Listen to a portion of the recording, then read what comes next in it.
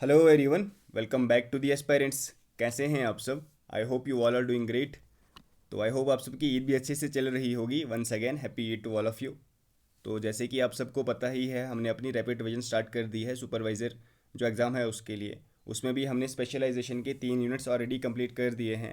ठीक है, rapid revision series की ही जो हमारी 3 वीडियोज़ हैं ना, ऑलरेडी अपलोड हो चुकी हैं। और हमने एनवायरनमेंट भी और साइंस का कुछ पोर्शन भी कंप्लीट कर दिया है।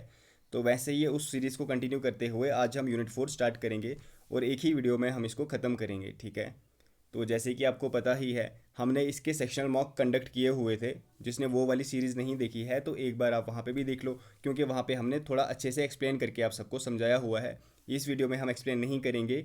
ये एक रैपिड रिवीजन सीरीज़ होगी, यहाँ पे बस आपकी रिवीजन होगी। ठीक है, चलो फिर विदाउट वेस्टिंग फर्दर टाइम आप एक बार सभी लाइक कर दें, जितने भी वीडियो देख रहे हो एक बार आप सभी लाइक कर दें सेशन को।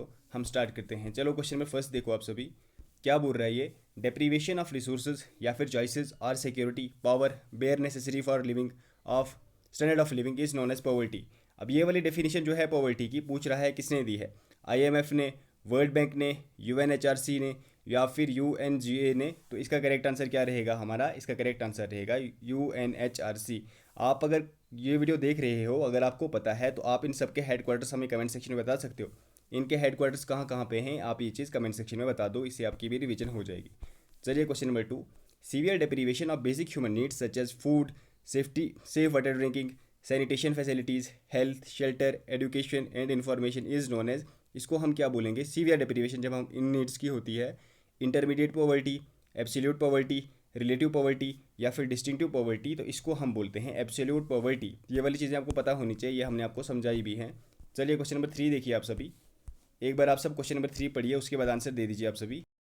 तो क्वेश्चन नंबर 3 बोल रहा है, one when we compare per capita income of an Indian people with that of American people, then Indian people will be considered as dash dash as compare to American people. जैसे कि आपको पता है American लोग जो हैं वो हमसे तो अमीर होंगे ही, हम उनसे गरीब होंगे थोड़े बहुत, तो इसको हम क्या बोलते हैं? इसको हम बोलते हैं रिलेटिवली पुअर। ठीक है, चलो।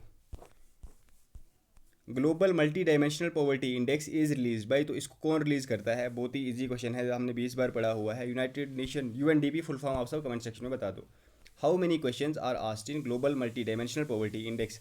आप अब पहले ये बताओ कमेंट सेक्शन में, जो global multi dimensional poverty index होता है ना, इसको कौन रिलीज करता है और इसमें कितने क्वेश्चन पूछे जाते हैं? तो इसमें पूछे जाते हैं 10 क्वेश्चन।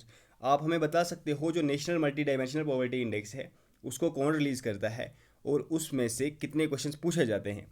और अगर आपको ये भी पता है कि डिफरेंट कौन कौन से क्वेश्चन होते हैं तो वो भी अगर आप कमेंट सेक्शन में बता दो तो बहुत अच्छा होगा, आपको रिवाइज हो जाएगा। चलिए question number 6। Who is considered as who is considered a poor as per world bank latest poverty definition. तो वर्ल्ड बैंक की पॉवर्टी डेफिनेशन के हिसाब से हम पुअर किसे कंसिडर करते हैं? जो लेटेस्ट पॉवर्टी डेफिनेशन है, इसका करेक्ट आंसर रहेगा person who spends less than $2.15 per day, उसको हम पुअर कंसिडर करेंगे। चलो क्वेश्चन नंबर 7। अलग कमेटी वाज फॉर्म्ड इन, कब बनाई गई थी अलग कमेटी? तो इसका करेक्ट आंसर रहेगा 1979।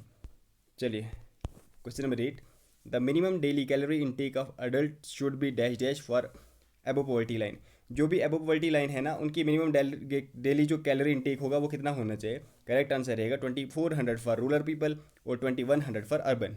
चलिए क्वेश्चन नंबर 9। लाखड़ा वाला कमेटी कब बनाई गई थी? सॉरी, वेट कीजिएगा। यस, लाखड़ा वाला कमेटी कब सेटअप की गई थी? 1990, 1991, 1993 या फिर 1995। तो क्वेश्चन नंबर 9 का करेक्ट आंसर रहेगा 1993। एक ऐसी बॉडी एक और एस्टेब्लिश की गई थी 1993 में। अगर आप में से किसी को पता है कौन सी है वो, तो आप ज़रा कमेंट सेक्शन में बता दो। ऐसे ह्यूमन राइट्स वगैरह के रिलेटेड ही है वो चीज़। Question number 10। Suresh Tendulkar committee was set up in, नहीं सेटअप छोड़ो, आप बताओ सबमिट कब की थी इसने रिपोर्ट अपनी? करेक्ट आंसर रहेगा 2009। चलिए question number 11। Suresh Tendulkar committee measures poverty on the basis of, correct answer रहेगा मनी स्पेंड पर मंथ। ठीक है, अब कितनी है वो मनी? तो देखो यह शायद नीचे क्वेश्चन है, यस। तो यहाँ पे क्वेश्चन दिया गया है people who spend dash dash money, ठीक है, less than dash in rural areas and less than dash in urban areas per month are considered poor as per Suresh Tendulkar committee. तो इसका क्राइटेरिया कितना है? It is 816 in rural areas and 1000 in urban areas respectively. चलिए question number 13। Which sustainable development goal talks about no poverty? तो sustainable development goal 1। Zero hunger कौन सा गोल बोलता है? ज़रा आप कमेंट सेक्शन में बता दो। As per sustainable development goal 1, who are included in extreme poverty category. तो सस्टेनेबल डेवलपमेंट गोल के हिसाब से कौन से एक्सट्रीम पॉवर्टी में हम किन लोगों को कंसीडर करते हैं, इसका करेक्ट आंसर हमारा रहेगा person who spend less than $1.15 per day. चलिए question number 15, which among the following indicators is not use to calculate poverty as per multi dimensional poverty index. Health, yes, इसको हम calculate करते हैं, इसको भी करते हैं, स्टैंडर्ड ऑफ लिविंग को भी करते हैं। करेक्ट आंसर क्या रहेगा, सैलरी को हम कैलकुलेट नहीं करते हैं। Question number 16, how poverty can be reduce, कैसे रिड्यूस किया जा सकता है। तो yes, increase in salary, savings ये भी सही होगा, इंक्रीज इन इन्वेस्टमेंट ये भी करेक्ट होगा, बैलेंस ग्रोथ ये भी सही होगा, इंडस्ट्रियलाइजेशन ये भी करेक्ट होगा। हमारा आंसर रहेगा ऑल ऑफ दी अबव। चलिए question number 17, PM Svanidhi scheme was launched by ministry of finance, ministry of rural development, ministry of housing and urban affairs, ministry of micro small and medium enterprises, इसको हम MSME भी बोलते हैं। इसका correct answer क्या रहेगा, इसका करेक्ट आंसर रहेगा ministry of housing and urban affairs. अब आप हमें बताओ पीएम स्वनिधि की फुल फॉर्म क्या है और इसका एम क्या था, वो आप हमें कमेंट सेक्शन में बता दो। चलिए question number 18, Gini coefficient is use to measure, तो इससे हम मेजर करते हैं income inequality.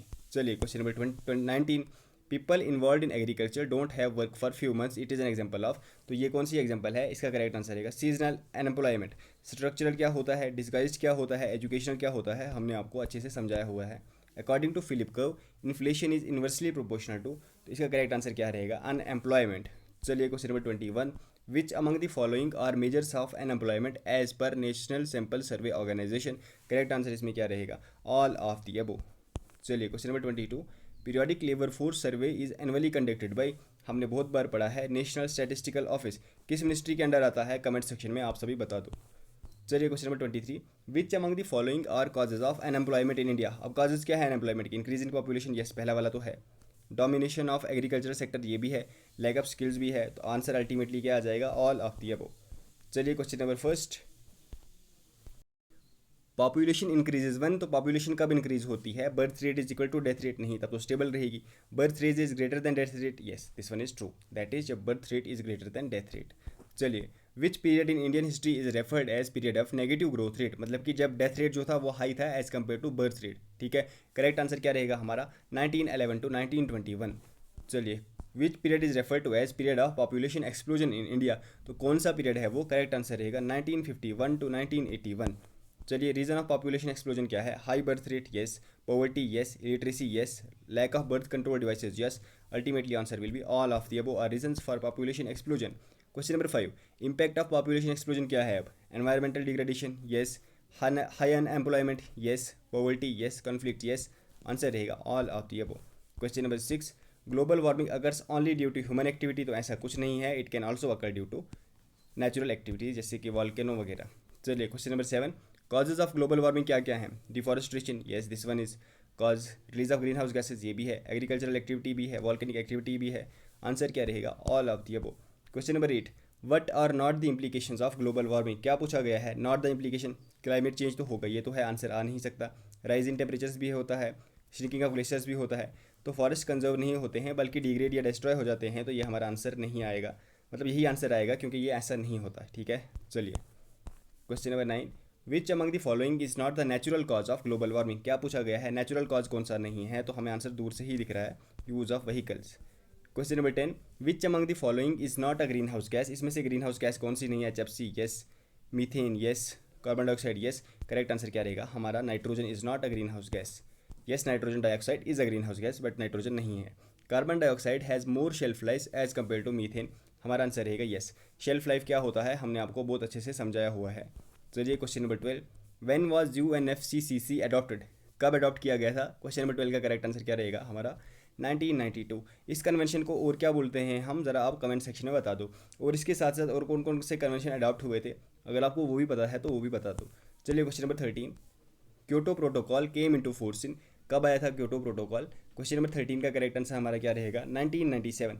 What was the aim of Kyoto protocol, वो भी आप कमेंट सेक्शन में बता दो। चलिए question number 14, which summit is also known as earth summit, Kyoto protocol, Montreal protocol, Rio summit, sorry एक सेकेंड, स्टॉकहोम कन्वेंशन। तो ये वाला क्वेश्चन हमने ऊपर आपके लिए छोड़ दिया है, तो ये वाला क्वेश्चन का आंसर आप सभी हमें कमेंट सेक्शन में बता दो, इसका करेक्ट आंसर क्या रहेगा।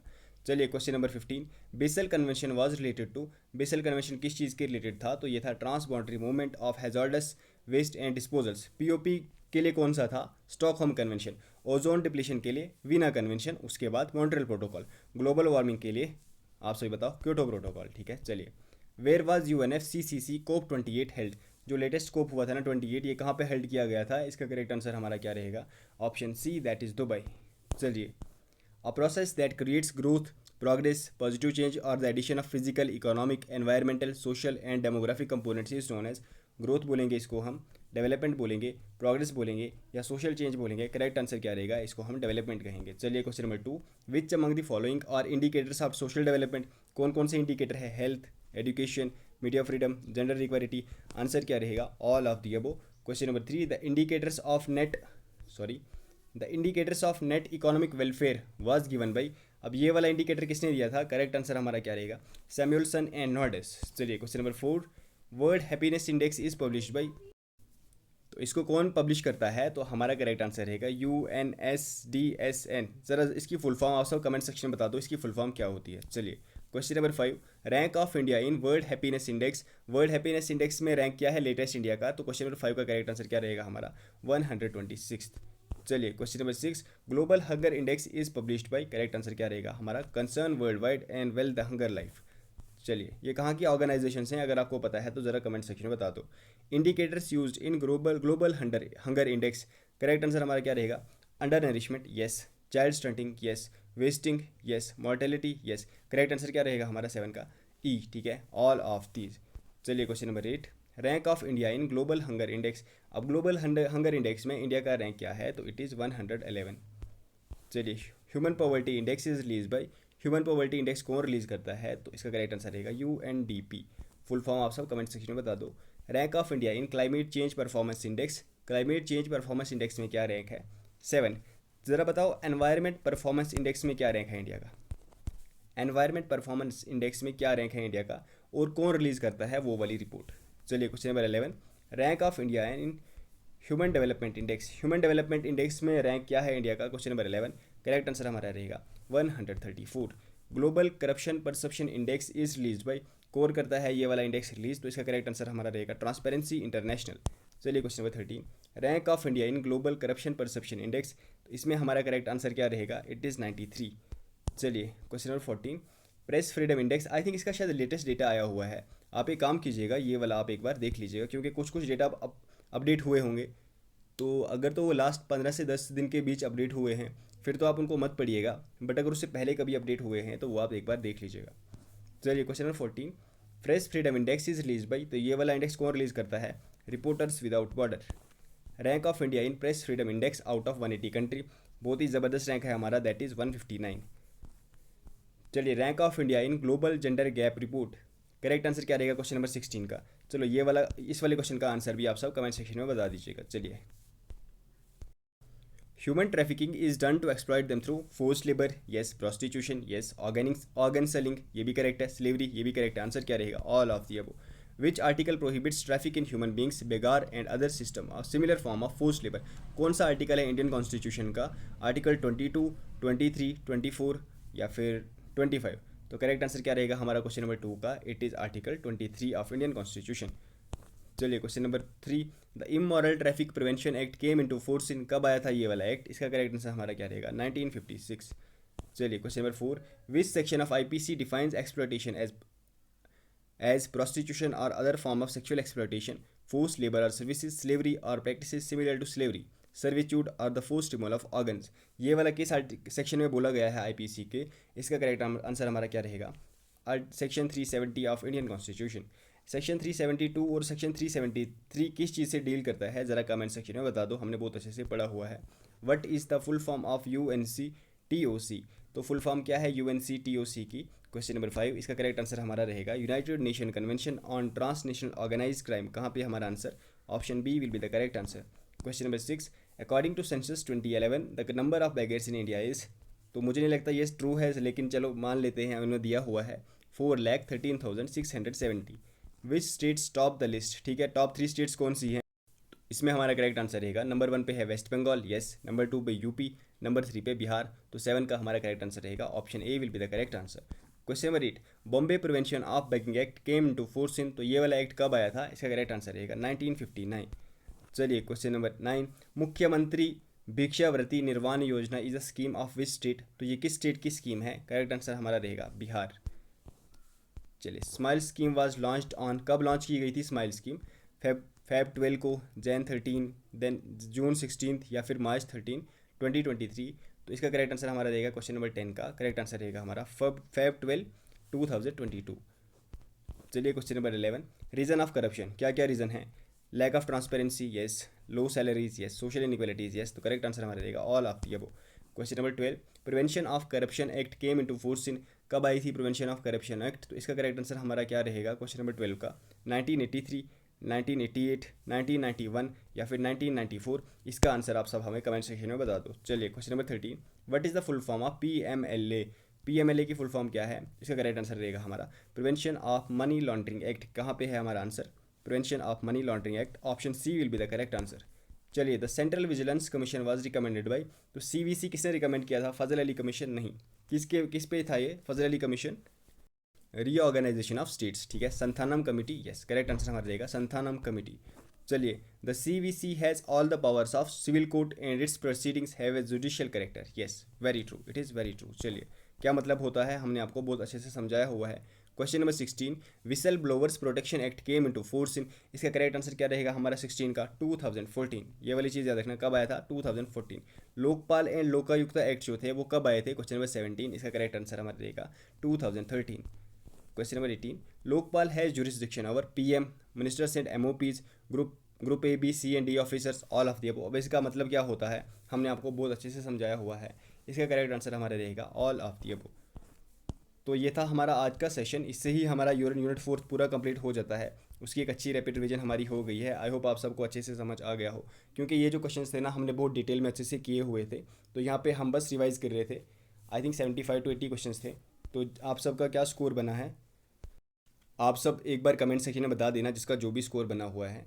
और अगर आपको सेशन पसंद आया है तो एक बार लाइक कर दें, और जो भी हमने आप सबको क्वेश्चन पूछे हुए हैं उन सब का आंसर आप सभी कमेंट सेक्शन में बता दो।